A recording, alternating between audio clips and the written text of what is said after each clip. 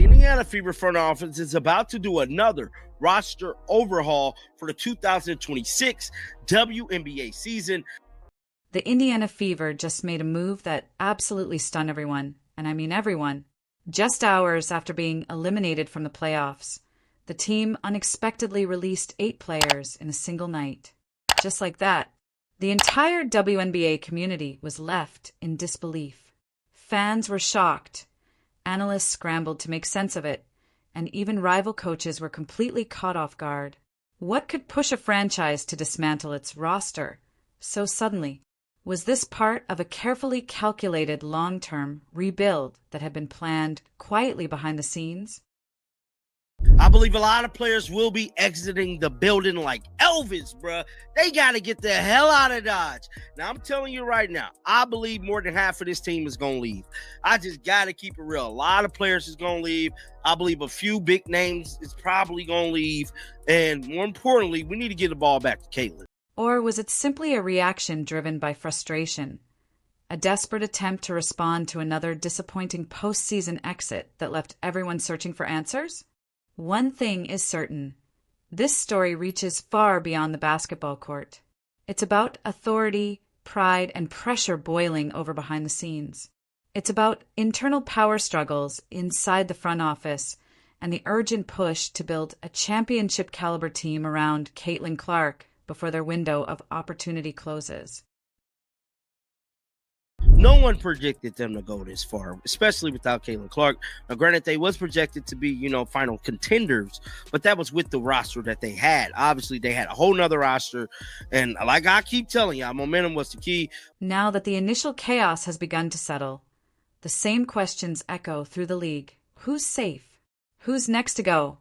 And what does this massive overhaul really mean for the Fever's future? Because the truth behind those 8 roster cuts runs far deeper than most people realize, and it all starts with what was truly happening within the organization's walls. When the final buzzer sounded, it didn't just mark the end of Indiana's playoff run. It marked the close of an entire era for the franchise. Inside the locker room, the tension was suffocating. Players who had endured injuries, lineup changes, and constant drama suddenly realized their future in Indiana was hanging by a thread. Coaches stayed silent. The atmosphere grew heavy, and whispers spread quickly.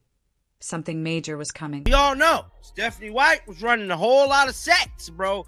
Whole lot of sets, whole lot of off-ball things, whole lot of things that Caitlin Clark really don't like to do, bro. Let's just be honest.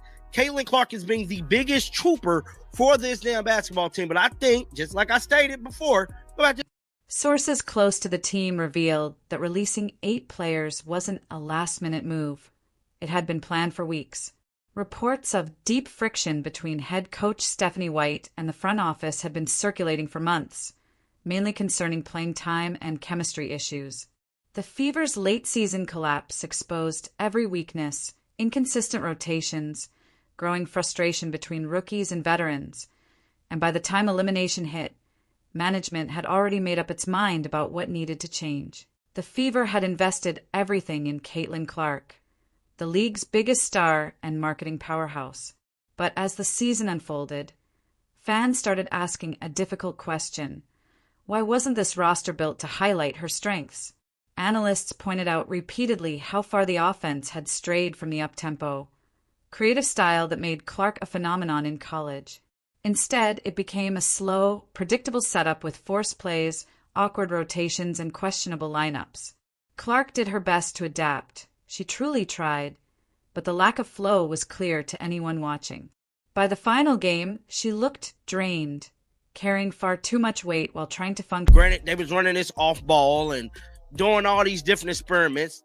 Without momentum, I don't believe they would have made it as far. I believe they was playing meaningful basketball just due to the amount of injuries that the team took, and it kind of motivated them. They said it in their exit interview.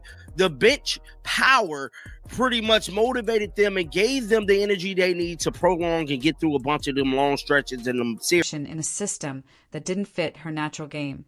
Then came the injuries. One after another, key players went down, exposing how little depth the roster really had. The front office began questioning the coaching staff. while players started losing confidence in the team's preparation. As the losses piled up, one reality became undeniable. Change had to come, and fast. The Fever couldn't afford to waste another season with one of the most hyped players in basketball stuck in a flawed system. So, as soon as elimination hit, phones started buzzing, lockers were cleared out, and 8 players were told their time in Indiana was over. Just like that. It was a brutal move, but one that delivered a message loud and clear.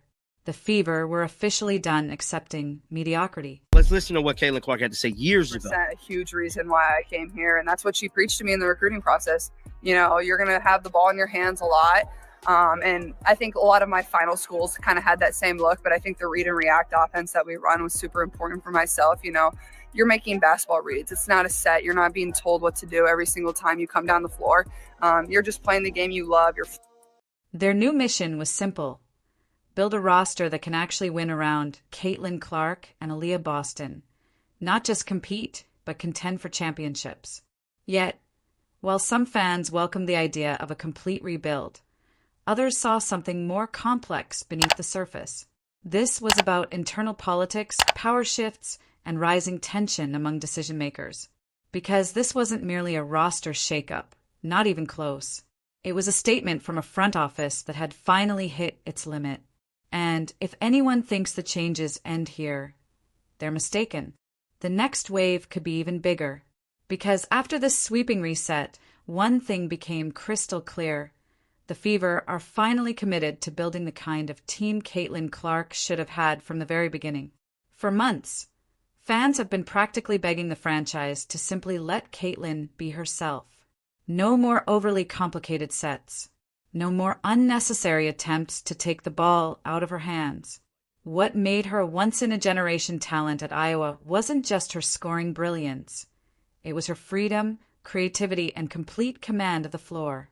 When she played loose and confident, her energy lifted everyone around her. But once that freedom disappeared, the team's entire rhythm seemed to fade with it. Inside the Fever organization, several voices have pushed hard to restore that same read-and-react offense that allowed Clark to dominate in college. Even her former Iowa coach, Lisa Blutter, and her offensive approach have reportedly been discussed internally as the ideal blueprint to unlock Caitlin's full potential. In that system, she wasn't just a scorer.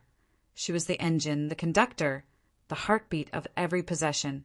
Now, with the roster trimmed and new cap flexibility available, this could finally become her team in every sense. Sources close to the franchise reveal that this offseason will prioritize adding players who naturally complement her game.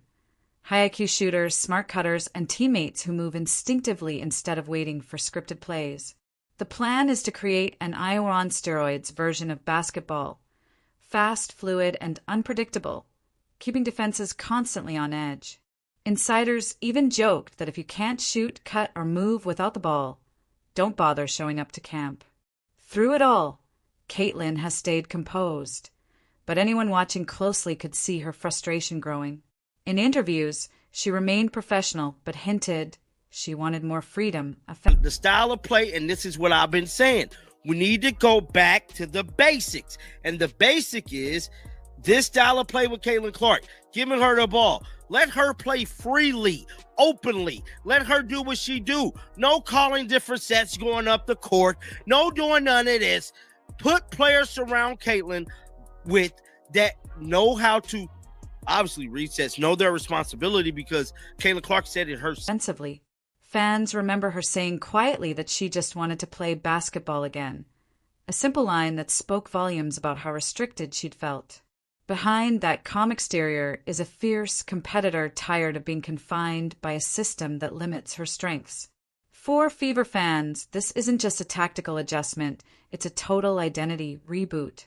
The front office knows that when Caitlin is unleashed, everything changes. The energy, the chemistry, even the way opponents prepare. This rebuild isn't about cutting underperformers, it's about cutting excuses. It's about aligning every part of the organization, from coaching philosophy to roster design, around the player who reignited the entire WNBA spotlight. If the Fever truly commit to that vision, they could become unstoppable. But one crucial question remains. Can Stephanie White and her staff evolve with Caitlin's game? The same coach once known for her rigid playbook now faces the biggest test of her career. Adapt to this new era or become the next casualty of it. The front office has made its stance clear. Now, the decision lies with the coach. Embrace the change or be left behind. As the dust settled after the dramatic roster purge, one name kept surfacing behind closed doors: head coach Stephanie White. Once praised for her patience in developing young talent, she now finds herself at the center of a growing storm that everyone within the organization can feel. According to insiders, her relationship with the front office has quietly deteriorated. The reason is simple. Her coaching style no longer matches the direction the Fever are determined to take. White's structured, methodical, offensive approach had its moments, but with Caitlin Clark leading the way, it began to feel outdated. Fans noticed it. Analysts called it out. And now the front office has made one thing very clear. Change is coming, with or without her. White's defenders argue she faced an impossible situation. Injuries, constant lineup changes, and a roster still adjusting to a rising superstar made consistency nearly impossible. But critics insist she refused to adapt, clinging to a rigid system that smothered creativity and slowed the team's pace. Too often, Indiana's offense became predictable. Endless pick and rolls, static isolations, and little room for Clark's instincts to shine. For a player who thrives on rhythm and improvisation, it was suffocating. The breaking point reportedly came. Bree Hall gone, Shea Petty gone, Natasha Howard gone, Bree Turner gone, Damster's gone. That's 5. Ariel Powers, Sydney Colson.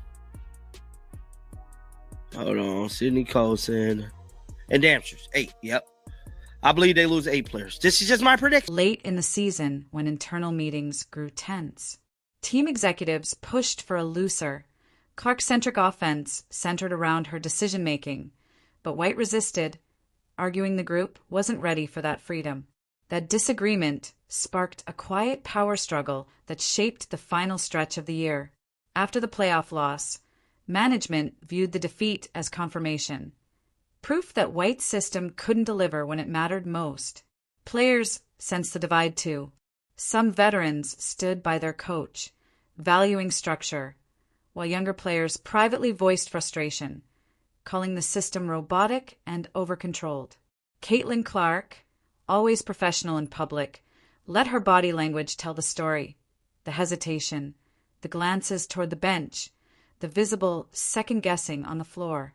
It looked like a player holding herself back. Now, with 8 players gone and a new roster forming, all eyes are fixed on Stephanie White's uncertain future. Rumors of potential replacements are getting louder, with reports suggesting the front office has already begun exploring modern coaches who can implement a faster, freer offense tailored to Clark's strengths. Whether White earns another season could depend entirely on her willingness to evolve. Because one message from management is unmistakable. This franchise belongs to Caitlin Clark. And if the head coach can't adapt to that truth, the next exit from Indiana might not be a player. It could be Stephanie White herself. When news surfaced that the Fever had released 8 players in a single night, social media erupted in chaos.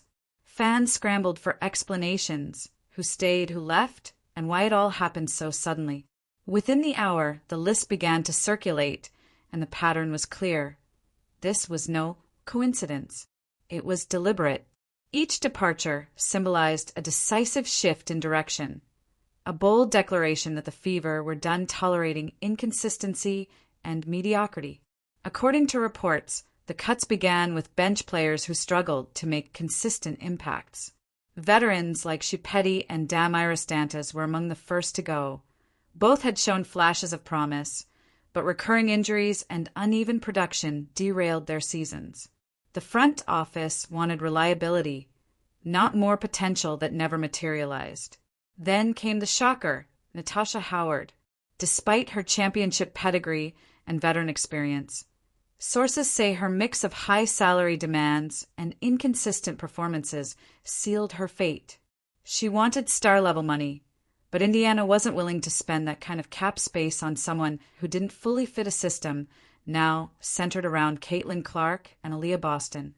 The next names stunned fans, Lexi Hull and Sydney Colson. Hull, once a defensive fan favorite, saw her numbers dip while battling injuries, making her deal hard to justify. Colson's exit hit hardest emotionally. Her leadership and locker room charisma were irreplaceable, but the team prioritized youth, speed, and versatility, and her limited offensive output couldn't secure her spot. Aerial Power's release surprised few. Her rhythm and chemistry with Clark never quite developed. The final names, Khadijah Stokes and Chloe Bibby, were young prospects the team liked, but sentiment couldn't outweigh strategy. In a rebuild, tough calls are unavoidable. 8 players gone, just like that, and the Fever suddenly opened up massive cap space, giving them flexibility they hadn't enjoyed in years. Speculation spread instantly who would replace them. Sharpshooters, defensive anchors, seasoned veterans built for Clark's tempo? Amid the excitement lingered a harsh reality. These weren't just roster moves, they were personal losses, reminders of how ruthless the pro game can be. Some players would land elsewhere, others might not return at all. It's the business side that separates the pros from college basketball, where loyalty still holds weight. The Fever are moving quickly and making unapologetically tough decisions. Anyone not aligned with their vision will be left behind. But one question echoes among fans. Did the front office act too fast? Cutting 8 players at once felt either fearless or desperate. Still, management insists it was necessary, painful, yes, but vital. Their belief is simple. By stripping away remnants of the old system, they can rebuild something stronger from scratch. If it succeeds, this night could be remembered as the moment the Indiana Fever finally matured into contenders. If it fails, it may become a cautionary tale of ambition gone wrong. With so many departures, the locker room dynamic shifted overnight. For the first time since Caitlin Clark's arrival, the balance of power now centers squarely around her, not just as a scorer, but as the undeniable cornerstone of the franchise. The veterans who once set the tone are mostly gone, replaced by a roster designed to move in rhythm with Clark's leadership. Kelsey Mitchell stands as one of the few remaining veterans, respected, resilient, and loyal after years of weathering losing seasons. Her chemistry with Clark improved notably as the season closed. 2 leaders finding harmony in a backcourt built for the future. Insiders say the organization views Mitchell as a vital stabilizer, a veteran voice guiding the transition to a faster, freer style while mentoring the young core. Then there's Aaliyah Boston, the quiet enforcer whose impact makes her untouchable. Together, Clark and Boston form the twin pillars of the Fever's future. Clark the spark, Boston the anchor. Every roster decision now revolves around enhancing their chemistry, surrounding them with shooters, screeners, and defenders who can keep pace. Yet not everyone is celebrating. Some remaining players privately worry that the team's identity is being swallowed by Clark's immense spotlight, while others wonder if management is putting too much weight on one young star's shoulders. Clark's meteoric rise has turned the Fever from an afterthought into one of the league's biggest draws almost overnight, and that fame brings relentless scrutiny. Every word, every shot, every moment is magnified. Still, leadership at the top remains united. This is Caitlin Clark's team without question. Executives have reportedly stressed full organizational alignment. Every coach, player, and staff member must buy into the new vision. One insider called it a reset, not a rebuild, a crucial distinction. In short, anyone unwilling to adapt won't last long. Inside practices, the change is already visible. The energy feels lighter, the pace faster, and the ball movement more fluid. Players are learning to read Clark's instincts rather than wait for instructions. It's not perfect, mistakes happen, but the growth is undeniable. For the first time in years, Genuine belief is returning to the Fever. But with that new power comes immense pressure. The pressure surrounding Clark, White, and Indiana's entire front office has never been greater. One poor stretch, one losing skid, and the same fans celebrating this bold transformation could turn on them instantly. The Fever made headlines by gutting their roster, but whether those moves pay off will only be revealed next season. Behind each shocking cut lies a truth most fans overlook: money. This wasn't only about performance, it was financial engineering. By clearing 8 contracts in a single night, Indiana freed up millions in cap space, reshaping their 2026 future. The Fever's payroll had been bloated with mid-tier deals that failed to deliver. Veterans like Natasha Howard and Ariel Powers brought leadership, but their production no longer justified their salaries. According to insiders, the front office grew tired of seeing massive paychecks go to players who couldn't consistently elevate the team. Cutting them loose was painful, but necessary. It gave Indiana the flexibility to pursue pieces that truly fit around Caitlin Clark's skill set. Clark, meanwhile, has completely revolutionized the business side of the franchise. Ticket demand has skyrocketed, primetime broadcasts have multiplied, and merchandise records have been shattered. The organization knows that as long as she wears a Fever jersey, they're a marquee attraction, and that spotlight brings both opportunity and risk. Ownership wants to maximize this golden window before it closes, understanding how rare such momentum is in pro sports. That's why this rebuild runs deeper than basketball. It's financially strategic. Every contract, every sponsor, every roster move now revolves around one mission: sustaining this new era. Executive Kelly Kroskuff is credited as the architect behind the shift, crafting a blueprint centered on affordable, intelligent, high-IQ players who complement Clark's fast-paced style without commanding superstar paychecks. The plan is simple: surround her with unselfish shooters, veterans who value culture over cash, and hungry young talent eager to grow. It's Iowa basketball, reimagined for the pros, modern, fluid, and financially disciplined.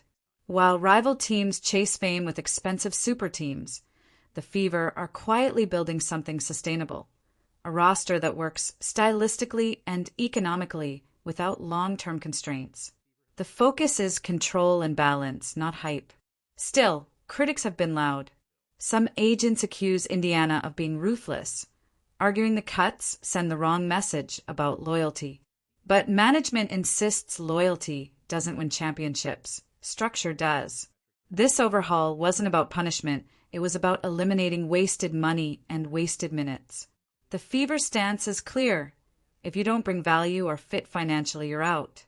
Everything now revolves around 2 forces: Caitlin Clark and the bottom line. When the announcement dropped that 8 players were gone overnight, social media went nuclear. Hashtags like #FeverPurge and #ClarkEra dominated X and Instagram as fans split in opinion. Some called it visionary, others called it reckless. The WNBA hadn't seen a roster purge this dramatic in years.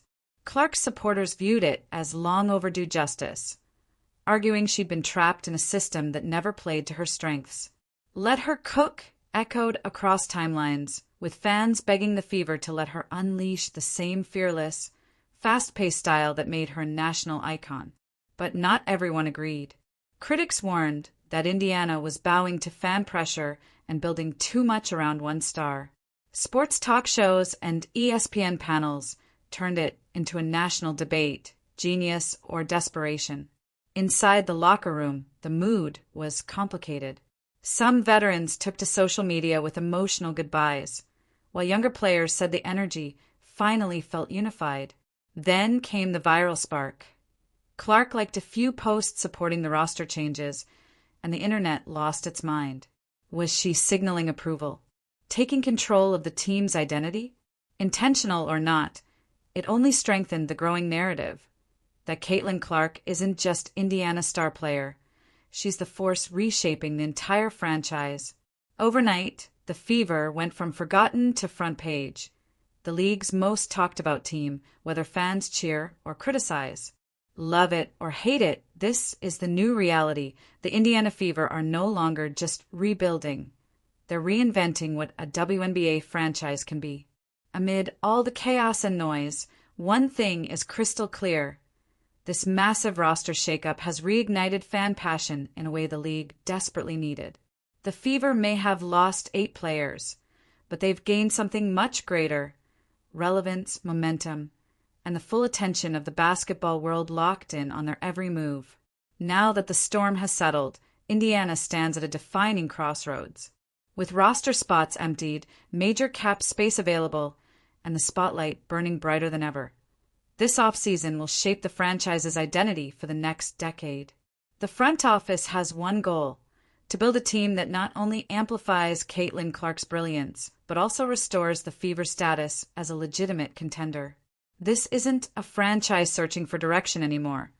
It's one determined to rewrite its story. Insiders say a bold new plan is already underway.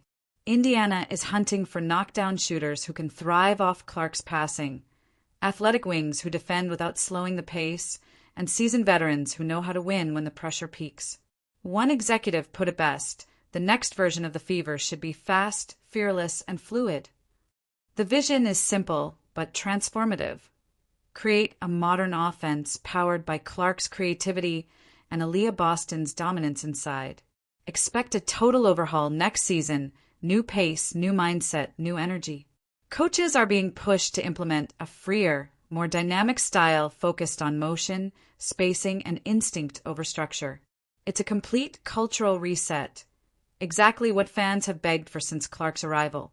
Still, no rebuild is easy.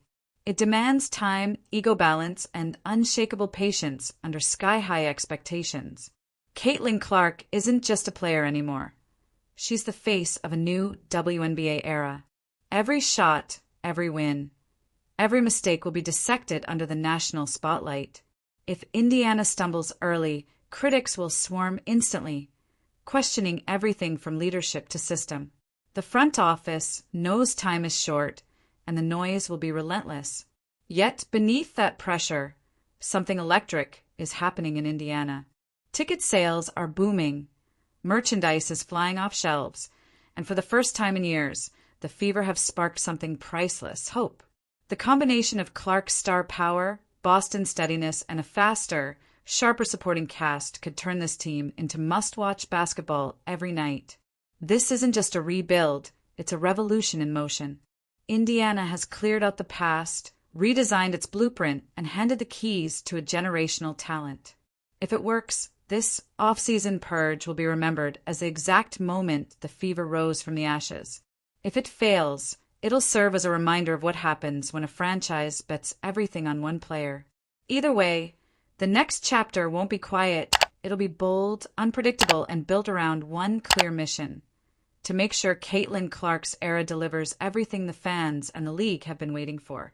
Indiana's decision to cut 8 players wasn't just a roster move, it was a declaration.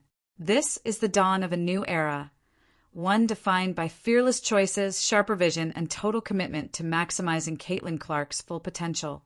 The Fever are done playing it safe. They're all in, ready to bring back the fire that once made Indiana elite. Fans can already feel it, that shift in energy, that spark of belief. Whether this gamble becomes the franchise's breakthrough or downfall remains to be seen. But one truth stands above all: the Fever have everyone's attention.